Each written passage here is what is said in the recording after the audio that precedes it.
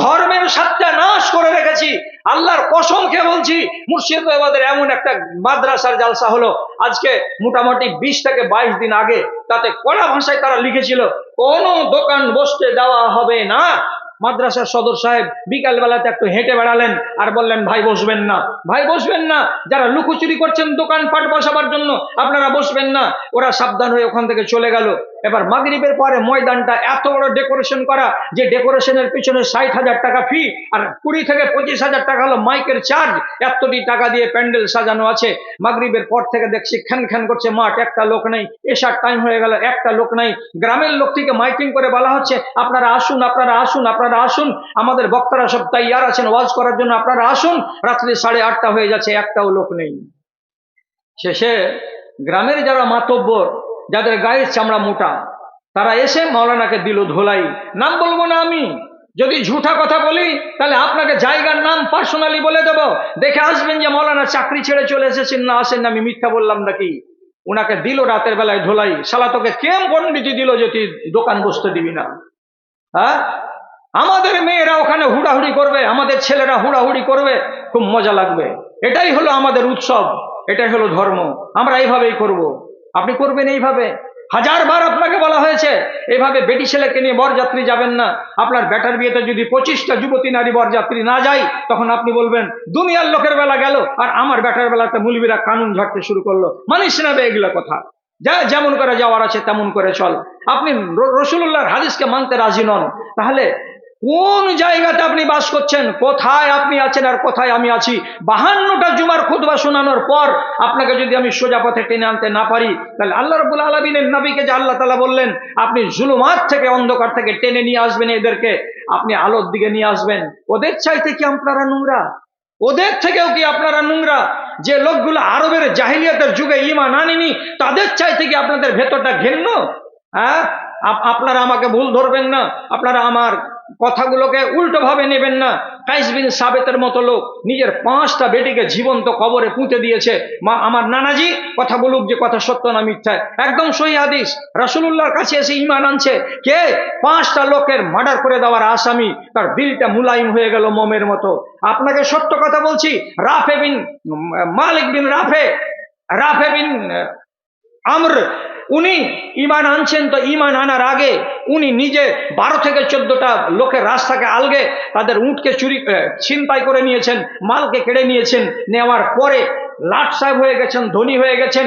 এবার রাস্তা দিয়ে চলে আসছিলেন একটা বকরির পালের কাছ দিয়ে, তো সেখান থেকে তিনি আওয়াজ পেলেন একটা গিদাড়ের কাছ থেকে, এগুলো কি ধান্দা করছিস, যা একটু আগিয়ে মদিনা যা, মদিনাতে গিয়ে একটা লোককে পাবি, সে লোকটার কাছে যদি বসিস তো তোর জীবন ধন্য হয়ে যাবে।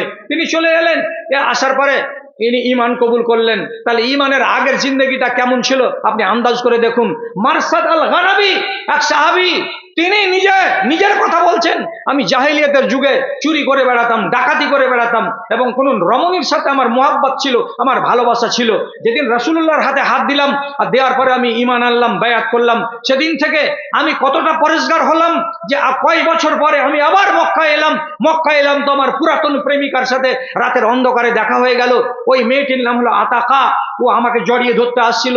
আমি ওকে কসম দিয়ে বললাম, আল্লাহর কসম, এই হাত নবীজির হাতে রেখে আমি বায়াত করেছি, আমি আজ জীবনে কোনো হারাম কাজে পাড়াবো না পা, আমি কাউকে টাচ করবো না হারাম উপায়ে। তুমি আমার এক যুগে প্রেয়সী ছিলে, আজকে তুমি আমার কেউ নও, তুমি আমার হাতে হাত দিয়ে আমাকে নাপাক করার চেষ্টা করবে না। তাহলে লোকটা নিজেকে কতটা বদলে দিয়েছেন আপনি আন্দাজ করতে পারেন। মুগীরা বিন শুবা রাদিয়াল্লাহু তাআলা আনহু, ইনি হলেন তায়েফের লোক। ইনি যেদিন ঈমান কবুল করছেন, ঈমান কবুল করার আগে তিনি 13টা মানুষকে মার্ডার করেছেন। আর 13টা মানুষকে মার্ডার করার পর উনি রাসূলুল্লাহর কাছে এসে ঈমান কবুল করছেন। তার চাচা উরওয়া বিন মাসউদ, উনি আবার ঠাট্টা করে বলছেন, হাত ধুয়েছো কি? কিসের হাত ধোয়া? তুমি যে 13 জন লোককে মার্ডার করেছো, আর 13 জন লোককে মার্ডার করার পরে তাদের মালকে লুটে নিয়ে বাড়িতে ভরে রেখেছো, আর আজকে তুমি নবীর হাতে হাত দিয়ে বয়াত করেছো। রাসূলুল্লাহ বললেন, ইসলাম কবুল করার আগে যতগুলো গুনাহ থাকে ইসলাম মুছে দেয়, আমি আগেকার গুলোর দায় নিচ্ছি না। এরপরে যদি মুগীরা বিন শুবা কোনো অন্যায় কাজ করে তো তার জন্য আমি দায় গ্রহণ করছি, এরপর থেকে মুগিরা বিন শুবা অন্যায় কাজে যাবে না। তাহলে আপনাকে কি বললাম, এই লোকগুলো যেগুলো যেগুলো যেগুলো যেগুলো অন্যায় জড়িত ছিল, যে সমস্ত অন্যায় থেকে তারা নিজেদেরকে সমূলে ওখান থেকে উঠিয়ে নিয়ে চলে আসলো, তাদের জিন্দগিতে চলে আসলো আল্লাহর রহমত এবং তারা হয়ে গেল মুমিনিন। আপনাদের ব্যবহারগুলো দেখে মনে হচ্ছে আপনারা আবার ফিরে যাচ্ছেন ওই আদিমের দিকে। কোন আদিমের দিকে? যেই জাহেলিয়াতের কথা আল্লাহ রাব্বুল আলামিন পরিষ্কার কোরআন মাজিদে বলেছেন, ওয়া কুনতুম আলা শাফা হুফরাতিন মিনান নার ফাআনকাযাকুম মিনহা। আর তোমরা সবাই জাহান্নামের দোরগোড়াতে দাঁড়িয়েছিলে, আর একটু দেরি হতে গেলে তোমরা ঝাঁকে ঝাঁকে লোক জাহান্নামে পড়ে যেতে, জাহান্নামে জ্বলে যেতে। এমন এক সন্ধিক্ষণে এসে তোমরা হাজির হয়েছিলে, তখনই রব্বুল আলামিন তোমাদের কাছে কোরআন পাঠালেন, তখনই রব্বুল আলামিন তোমাদের কাছে নবী পাঠালেন। আমি নবী তোমাদের সামনে আওয়াজ দিলাম, এই দুনিয়ার মানুষেরা, নিজেদের যদি কল্যাণ চাও তাহলে কোরআনের কথার প্রতি সমর্থন জ্ঞাপন করো। তোমরা যদি তোমাদের আখিরাতে মঙ্গল চাও তাহলে আমি তোমাদের নবী যে কথা বলছি সে কথাকে শোনো। এই লোকগুলোকে যখন আল্লাহ রাব্বুল আলামিনের নবী এক এক এক এক করে কোরআনের কথা পড়ে পড়ে পড়ে পড়ে শোনালেন, এই লোকগুলোই একদিন ছিল অসভ্য বর্বর, ওই লোকগুলোই আরেকদিন হয়ে গেল সভ্য মুহাজ্জাব। এবং ভারতবর্ষ নয়, সারা দুনিয়াতে যেখানে যেখানে ওই লোকগুলো গেছে সেখানকার লোককে তারা আলো দান করেছে। আপনি জানেন না এই কথাগুলো? এই কথা কি আপনাদের জানা নেই? ভারতবর্ষের মাটিকে উর্বর করেছে কে? আল্লাহর রসুলের সাহাবীরা দিনকে নিয়ে এসেছিল সেই তামিলনাড়ুর মাটিতে, তারা এখানকার এলাকাকে রৌশন করেছে। এমন সাহাবীর নাম আছে যারা চীনের সিনকিয়াং প্রদেশ পর্যন্ত এসেছিল, দিনকে নিয়ে তারা সেই এলাকাকে উর্বর করেছে। আল্লাহ পাকের নবীর সাহাবীরা এমন কেউ আছে যে রুমের উপরে চারিদিকে সমুদ্রের মাঝখানে দ্বীপ, সাইপ্রাস দ্বীপে, ওখানে চলে গেছিলেন আল্লাহর দিনকে নিয়ে, ওখানকার লোককে ঈমান দান করে এসেছেন। রাসূল করিম সাল্লাল্লাহু আলাইহি সাল্লামের একগুলো সাহাবা ওনারা চলে গেছিলেন আফ্রিকা মহাদেশের মরক্কোর এলাকায়, সেখানে গিয়ে আল্লাহর দিনকে পৌঁছে দিয়ে তারা সেখানকার মানুষকে ভদ্র এবং সভ্য বানিয়ে দিয়েছে। তাহলে আমরা যাদের দৌলতে দিন পেয়েছি এবং আমরা নিজেদেরকে এতদিন ঈমানদার করে রাখলাম, এখন মনে হচ্ছে কিয়ামত অতি আসন্ন, যার কারণে এখন আমরা ওয়াজকে ওয়াজ মনে করি না, নসিহতকে নসিহত মনে করি না। আর হাজার জন আলেম বকে যেতে গেল, আমাদের যেমন চরিত্র সেই চরিত্র অনুযায়ী বলতে পারা যায় যে আল্লাহ রাব্বুল আলামিন খুব বেশি দেরি করবেন না কিয়ামত সংঘটিত করতে। ভাইরা আমার, আমি ওয়াজ বেশি করব না, আমি কম সময় ওয়াজ করে আপনাদের কাছ থেকে চলে যাব। তবুও আমার নানার বরাদ্দ করার টাইমের একটা যথেষ্ট অংশ বাকি পড়ে আছে, তার জন্য আপনাকে একটা শেষ কথা বলে দিচ্ছি, ভালো করে জানবেন। প্রত্যেক জিনিসের উল্টো সফর হবে, প্রত্যেক জিনিসের উল্টো সফর হবে।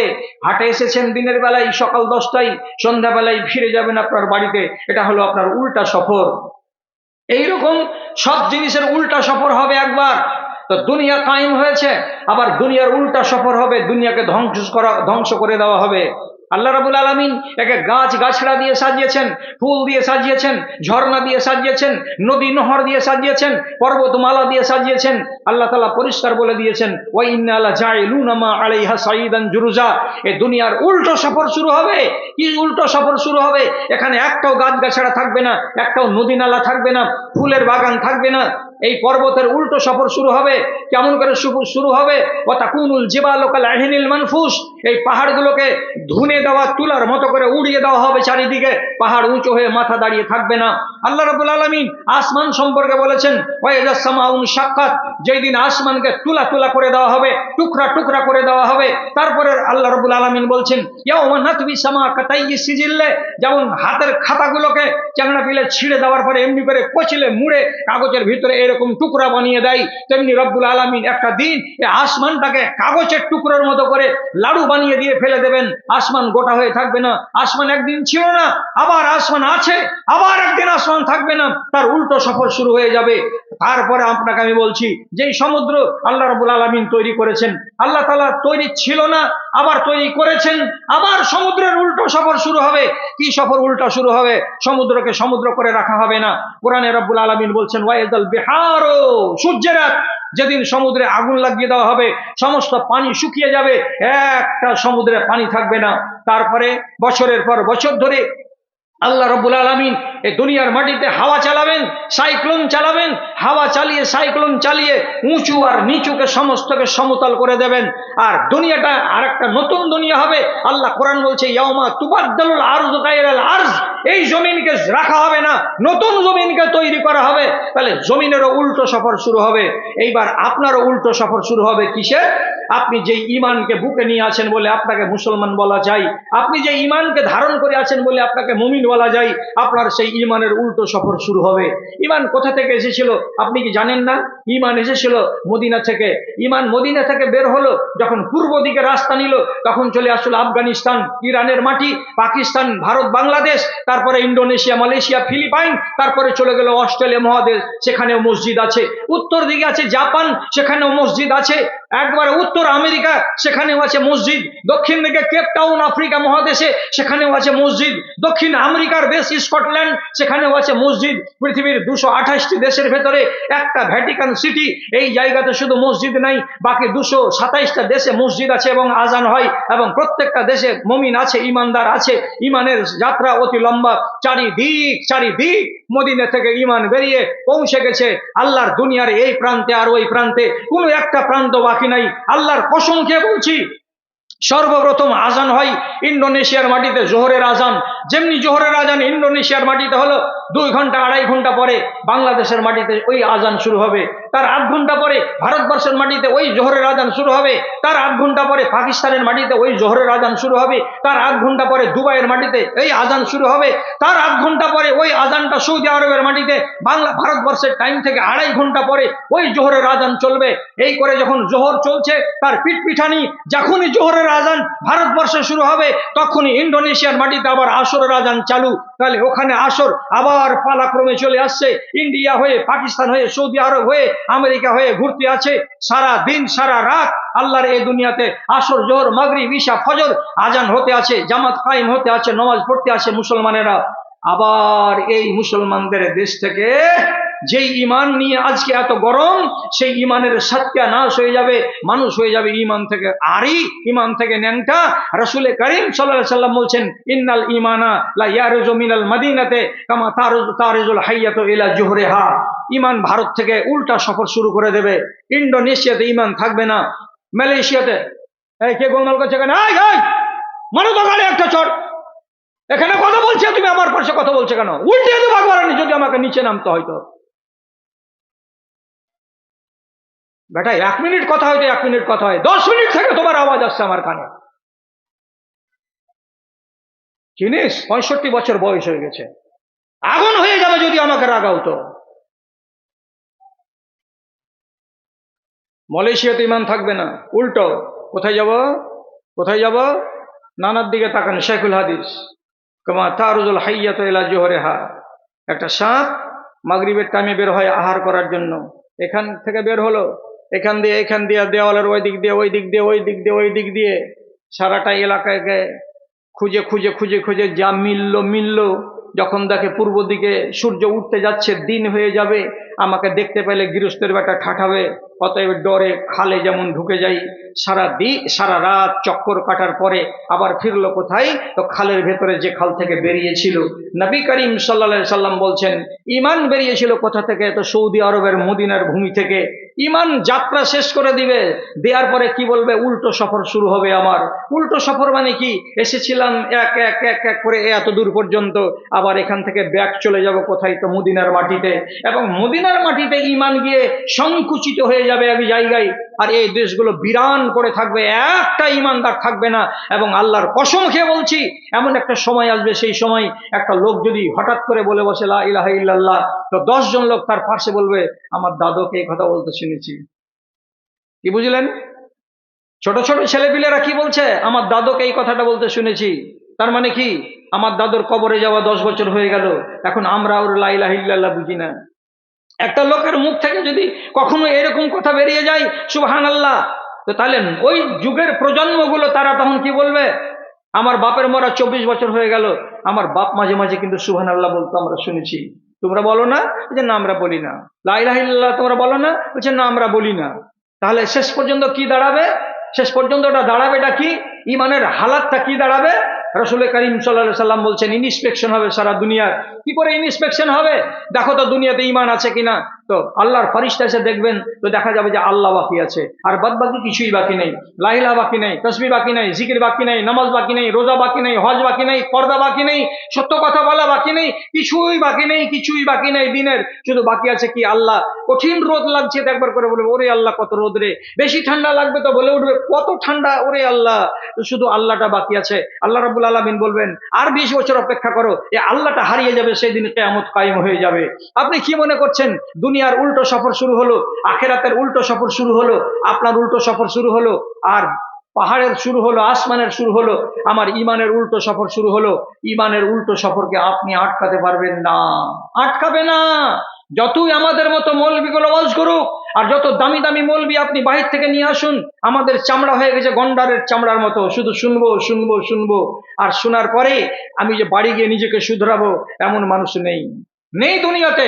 এই জন্য কবি আক্ষেপ করে বলেছিলেন, বলবো কারে, বলবো কারে, শুনবে কে রে, আছে কাহার জিন্দা প্রাণ। মানুষগুলো মরে গেছে, খাড়ো আছে দুটি কান।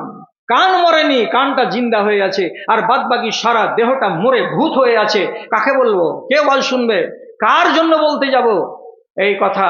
আজকের মতো আপনার কাছে শেষ করছি। কণ্ঠই আমার ক্ষীণ হয়ে এলো, কণ্ঠই আমার ক্ষীণ হয়ে এলো, অবশ হইল পা, শত হাত দিলে ও চেতন জাতি কেউ চেতন হইল না। ধর্মের গলে চলিতেছে ছুরি, মুমিন কাঁদিছে দুঃখে, কোরআন হাদিস কাফনে মুড়িয়া কমিন হাসিছে সুখে রে, কমিন হাসিছে সুখে। দানবের রূপ ধরেছে মানব, কোনো লজ্জা হইল না, শত হাত দিলে ও অচেতন জাতি কেউ চেতন হইল না রে, কেউ চেতন হইল না। সমাজের ভার কাঁধে লইয়াছে গায়ের গুন্ডা যারা, 2 নম্বর যাদের জাত পরিচিতি, 1 নম্বর আজ তারা। কোরআন হাদিস সব বশে করিয়াছে, কোরআন হাদিস সব বশে করিয়াছে, খোঁজ কাজির লইল না, শত হাঁক দিলে ও অচেতন জাতি কেউ চেতন হইল না রে, কেউ চেতন হইল না। শুনবেন আরো হাই ভোল্টেজের ওয়াজ হবে। হাই मोहतरम सामीन और पर्दानशीन माओ और बहनों, मैं आप तमाम लोगों से गुजारिश करूंगा कि बड़ी दूर दराज की सफर तय करके हमारे बीच फजीलतुल शेख जनाब मौलाना डॉक्टर सैयद मेराज रब्बानी, जो सऊदी अरब के अंदर भी अपनी दीनी खिदमत अंजाम दे चुके हैं, वो हिंदुस्तान हो या बैरूनी मुल्क हो या दूसरे ममालिक हो, हर जगह अपनी तकरीर से, अपनी खिताबत से लोगों का दिल जीता है। हमें उनको भी सुनना है, लिहाजा थोड़ी दिल जमी के साथ आप लोग बैठें। खासतौर पर हमारी माओ और बहनों से गुजारिश करूंगा कि आप लोग ना जाएं, अभी शेख मोहतरम कुछ ही देर में आपके बीच तशरीफ लाएंगे, और जिनको खाना खाने की जरूरत है अभी भी वो जाएं और जाकर के स्कूल के पास खाना खा लें। এই দিনী মাদ্রাসা আপনাদের মাথার উপরে যেমন বড় ফ্লাড লাইট থাকে এলাকাকে আলো দেয়, তেমনি আপনাদেরকে আলো দিচ্ছে। আপনাদের মেয়েগুলো, আপনাদের বাল বাচ্চাগুলো শিখছে, শিখার পরে দিনই তালিম আর রাস্তা পায় রাস্তা হয়ে মানুষের কাছে দিনের খেদমতগুলো আঞ্জাম দিবে বা দিচ্ছে। এ মাদ্রাসাকে জিন্দা রাখতে গেলে মাদ্রাসার সরকার হলেন আপনারা। আপনারা যদি সাহায্যের হাত বাড়ান তাহলে মাদ্রাসা নিজের ভূমিকা পালন করতে সক্ষম হবে। আর কেনই বা বাড়াবেন না আপনারা? দেশের মাটিতে এতগুলো নিজামিয়া মাদ্রাসা চলছে, সব দিনদার ইমানদার মুসলমানদের দানে চলছে। এখন আমি আর কথা না বাড়িয়ে আমার এই বক্তৃতায় 43 থেকে 44 মিনিট বলা হয়ে গেল আপনাদের সামনে। ছিল ইচ্ছাটা যে ঠান্ডা ঠান্ডা মন নিয়ে কিছু অন্য কথাগুলো বলবো, কিন্তু প্রসঙ্গটা, সিচুয়েশনটা এমন হয়ে গেল যে প্রসঙ্গটাকে চেঞ্জ করে দিয়ে গরম গরম কথা কিছু আপনাদেরকে বললাম, কিন্তু আমি ভাষায় আপনাদের কাছে চুকিনি। এবার আমি মোহাব্বতের সাথে আরজি জানাচ্ছি যে এই নিজামিয়া মাদ্রাসার সেবক হিসাবে আপনারা কিছু লোক নিজেকে খাড়ো করুন, যারা প্রথমে অন্তত পক্ষে বলবেন যে আপনার হাতে আমি 5,000 টাকা দিয়ে বিসমিল্লাহ করছি। একটা এরকম লোক আসুন, তারপরে আমি জোড়া খোঁজ করব। এবং আপনারা আনসারি বিরাদারির লোক আছেন এবং শেরশাবাদী যারা আমাদের জাত ভাটিয়া আছেন, তাদেরকে বলছি আপনারাও এই মাদ্রাসার হিতাকাঙ্ক্ষী হিসাবে নিজেকে একটু তুলে ধরুন। আপনারা 1,000 টাকা 500 টাকা দান হিসেবে দয়া করে একটু উঠে আসুন। আপনাদের দানটা